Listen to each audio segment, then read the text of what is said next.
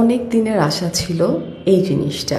মা যখন বিয়ের সময় গিফট করেছিল, ওইগুলা এখন আর আমার হাতে হয় না। কেন জানেন? কারণ আমি বড় হয়ে গেছি, আর আমার হাতও আগের তুলনায় বড় হয়ে গেছে, মোটা হয়ে গেছে। সো যাই হোক, যেটা দেখতে পাচ্ছেন এটা হচ্ছে আমার হাজব্যান্ড আমাকে গিফট করছে কালকে। আমি যখন কালকে দেখতেছিলাম, ও আমাকে সাথে সাথে কিনে দিছে।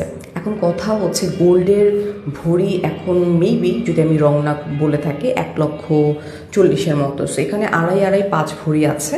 সো তাহলে তো দাম অনেক হয়ে যায়।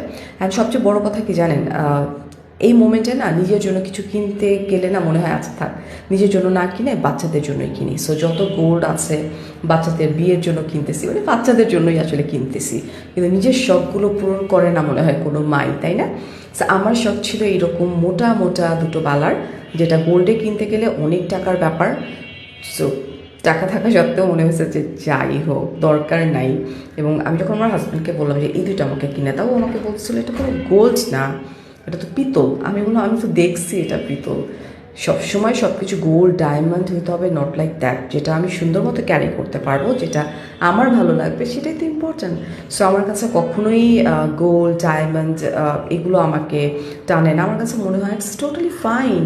অ্যাটলিস্ট একটা ইচ্ছা তো পূরণ হলো, কিনলে তো কেনাই যায়, তাই না? বলে